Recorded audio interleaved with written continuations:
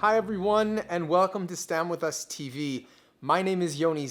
I'm a licensed Israeli tour guide and the director of Stand With Us Discover, Stand With Us's strategic tourism department.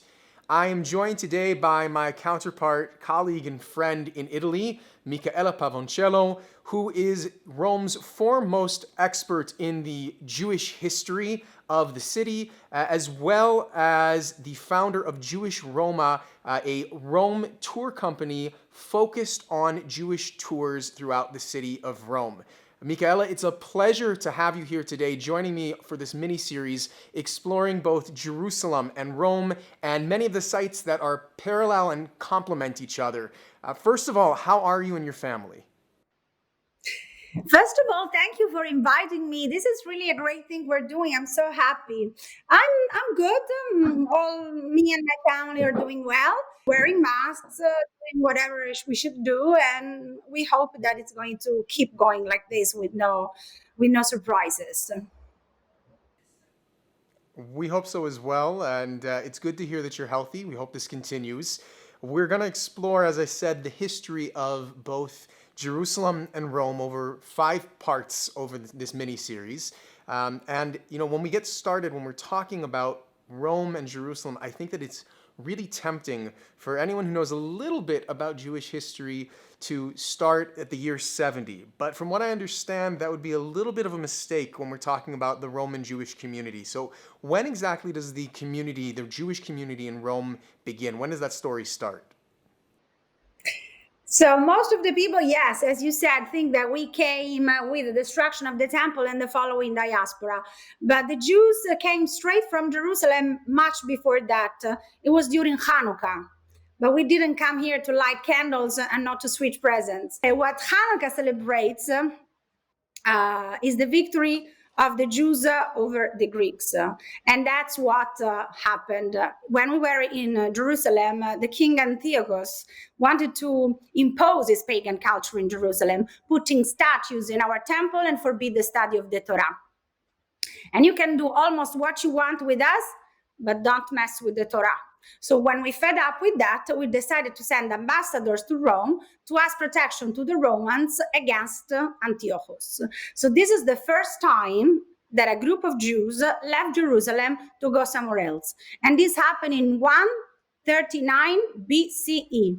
And since then, we never left. And that's the reason why Roman Jews are not Ashkenazim and are not Sephardim, because this distinction started with the diaspora, and we came here before that. So that's why we have our own Nusach, and we are the Italkim. We follow our own right. Fantastic. So the Italians are really a unique Jewish culture and subgroup of their own, and we'll be exploring that throughout this mini series as well. So we're looking at a starting point of about was over 2,100 years ago, and that's like you said, the Hanukkah story brings the Jewish community to Rome. But now I want to push us forward into that tragic year.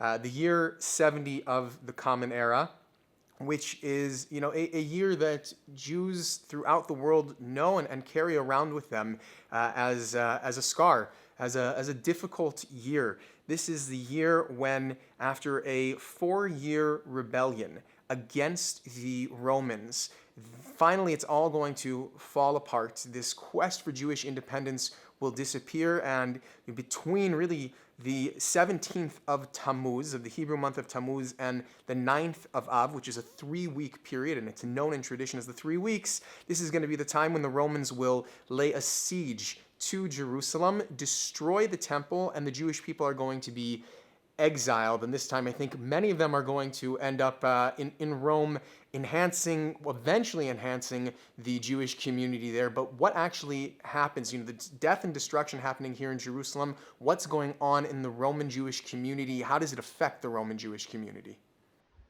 Well, first of all, try to imagine when the news broke in Rome that the temple had been destroyed.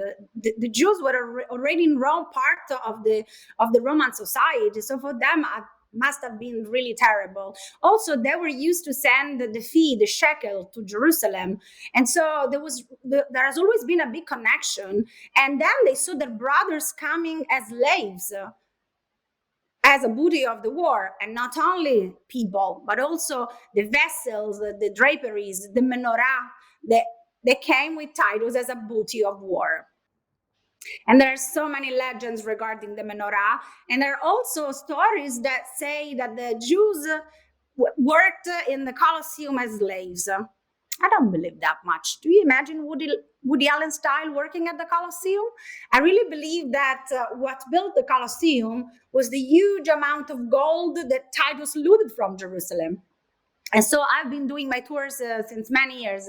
And since I started in 2003, I never missed a chance to start a class action to claim back the Colosseum as a Jewish building. Maybe now we have the numbers to go ahead for that. What do you think, Yoni? I think that we can try. I think we're going to see that there's later on in the series we'll see that there's somewhat of a good relationship brewing between Jerusalem and Rome. I don't know how much we want to put that in danger, but maybe a couple of special occasions in the Colosseum. Maybe my children's bar mitzvah, maybe yours. I'll come to that. Definitely. Definitely. And Vanagila all around. That would be a great revenge. Yeah, with that, we're going to need numbers for the Hava Nagila around the Colosseum. That for sure. So, actually, you know what? I have a question for you. When I was in Rome, I remember I stood by the Arch of Titus, and I'm looking at the menorah on the Arch of Titus. That's probably the most famous or infamous depiction of the menorah, or it's the most historical depiction that we have outside of Jewish tradition. And the tour guide there, and maybe I'm hitting you with a little bit of a surprise question. The tour guide there said that part of the gold, a big chunk of the gold that went to funding the Colosseum was actually the golden menorah being melted down. So what's your take on that? And maybe then give us a little bit of a sense of what the Arch of Titus, this infamous Arch of Titus, is actually about.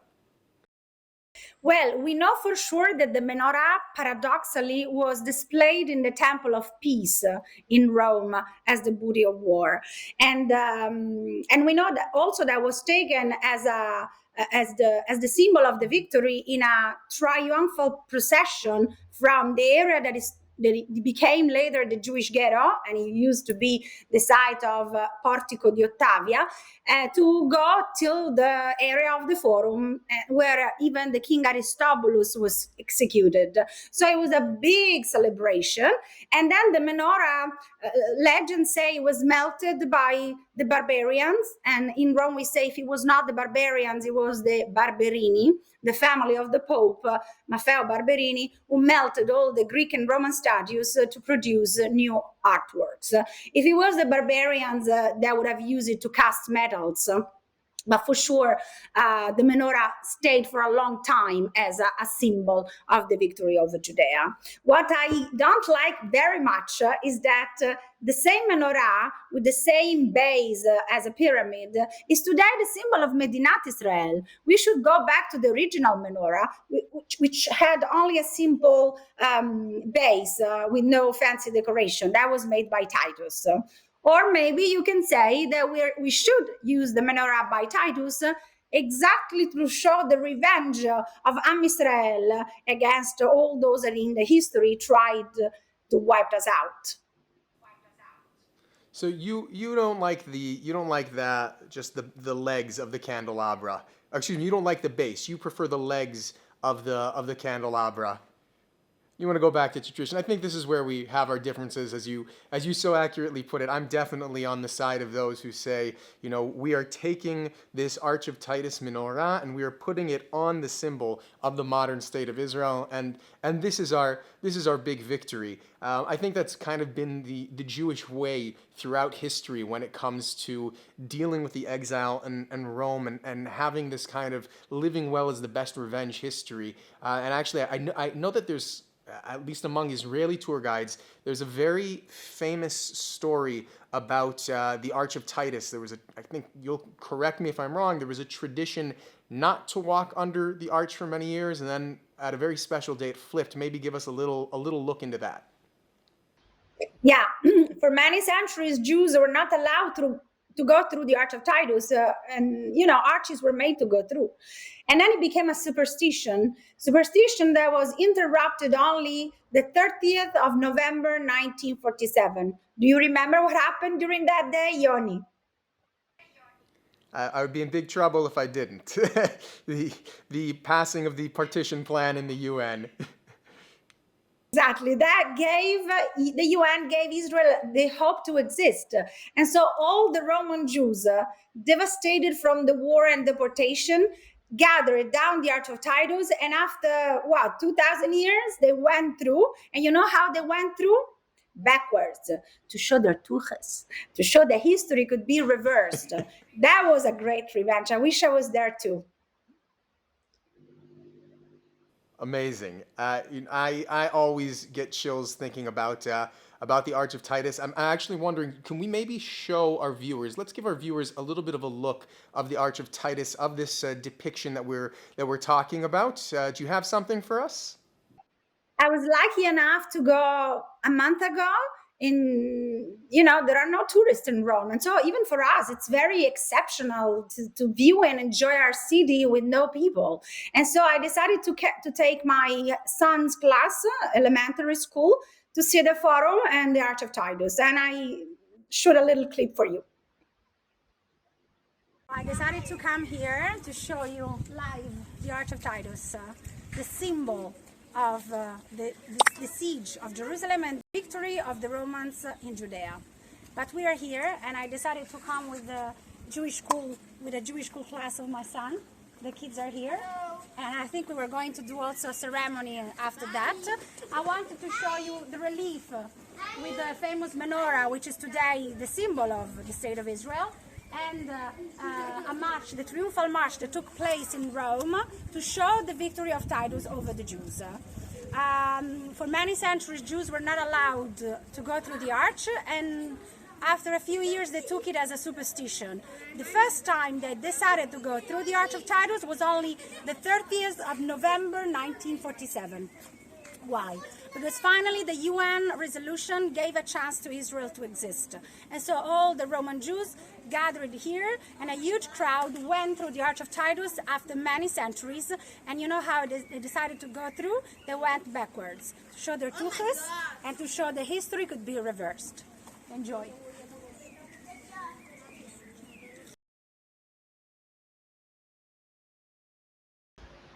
Yoni, there has been It's a also very strong another message. anecdote of the European Maccabi Games that took place in Rome in 2007. And I had the honor to lead tours for the kids. And one day I had to arrange this tour for 600 children, 16 years old, in 7 different languages. I was very nervous, and I decided to do a silent march from the ghetto to the Arch of Titus, going through the Forum. And we surrounded the Arch of Titus, each delegation with its own national flags, plus hundreds of Israeli flags. And all of us sung the Atikva. And it was beautiful. Then you know what happened? After 2 hours of marching, the kids needed to, and there was no toilets. And so you can imagine what they decided to do, the young and modern Maccabees around the Arch of Titus. We're not going to say it out loud because we don't want any of these children to be arrested now that maybe they've come of age. But yeah, we'll use our imagination, and that message of of history being reversed, of showing our tuchus, if you will, to those who tried to kick us in the tuchus, is a very powerful one, and it's actually something that I don't necessarily show my tuchas here in Jerusalem, but when I guide at the Cardo, I have a very similar message that I'd like to share with you, with a little piece of ancient Roman history that we have here in Jerusalem. So let's roll that now and take a look. One of the surprising highlights of the Jewish quarter is actually this ancient Roman-Byzantine road, the Cardo, a road that was built originally by Emperor Hadrian in the 2nd century in order to go all the way from the northern end of Jerusalem to the southern end of Jerusalem. This is part of Hadrian's attempt to turn Jerusalem into a fully Roman pagan city, complete with Roman urban planning. And he actually even changes the name of Jerusalem. It will no longer be called Jerusalem, it will be called Ilia Capitolina. What's amazing is if we actually look at maps, specifically the Madaba map, a 6th to 8th century mosaic floor found in a church in Madaba, Jordan, we see that not only was Emperor Hadrian successful in building this new infrastructure and in turning Jerusalem or Ilia Capitolina into that Roman city, he also manages to erase the memory of Jewish Jerusalem. Specifically, if you look to the east of that map, what you'll see missing is the Temple Mount. Now, as we walk, we actually get a good look into what the Cardo would have looked like, around 1700 years ago. Look at this bustling marketplace, and these three gentlemen over here are anachronisms. We're looking at Mayor Teddy Kolik and Professors Hillel Geva and Nachman Avigad, the two archaeologists who dug out the Cardo and the Jewish quarter following the Six-Day War. Now, eventually, Professor Avigad would be posed with a question. What do you preserve and what can be built on? After 2,000 years, the Jewish people are returning home. Where can we build our homes, they ask him. He says, one thing I can tell you for sure. The Cardo needs to remain open. Wait a second. The Cardo, this symbol of the destruction of Jewish Jerusalem. Hadrian's erasing the Jewish story from the map. That's what you're leaving open? And what he says is precisely that. Because if you want to learn about Roman culture, you want to learn about the ancient Roman Empire, so you'll go to Italy, you'll go to Rome, you'll see the remains of the Colosseum, the remains of the Forum, artifacts and artifacts and artifacts. The Roman Empire is dust and dirt. You want to learn about the Jewish people? You come to Jerusalem, but you don't stand here among the ruins of the Cardo. You go up to the next level to see Jewish life wandering around the streets. Hadrian tried to erase us from the map, and here his Roman Empire remains in ruins. The Jewish people are still alive, and this is our answer to the Arch of Titus. Jerusalem and Rome are sisters. Absolutely. I think we're going to we'll be exploring that over this mini series and seeing the connection between the two of them. I think it's very clear from the Cardo and the ancient style there. Anyone who's been to the Foro in Rome sees the similarities that are there. These are stories that clash and oftentimes complement each other. But I think the big takeaway from what we've just discussed is understanding that Am Yisrael Chai, the nation of Israel, still lives. It doesn't matter, what they tried to do to us, what they tried to throw at us, how much they tried to kick us in the rear. Here we are. We're still around to tell the story and to have this conversation. Two Jews, one in Jerusalem and one in Rome. I think that's this is history in the making. This conversation. Right. I feel this pride growing, and it's nice to be able to share it with somebody that feels the same. Growing Jewish in Rome and being mostly all the times the only Jewish girl in a group, in my school, in my class, in the sport. It makes you face challenges. You want to share your identity, your pride, your customs, and people seem just not to get it. And so it's to talk to somebody who understands the same pride that I feel. Well, I'm very appreciative of that sense of pride, and we're definitely going to understand where it comes from and how it was challenged over the years. I want to thank you, Micaela, for joining us on this episode, and I want to invite all of you to join us for our next episode of this special mini-series where we will actually be taking a look at the challenges faced by the Jewish community of Rome over the centuries, and to take a look at how specifically the Roman Jewish community and the ghetto has gone from these tribulations, from these challenges, to triumph and to a beautiful community, beautiful and strong community today. Thank you for joining us. I'm Yoni Zierler for STEM with Us TV, and we'll see you on our next episode.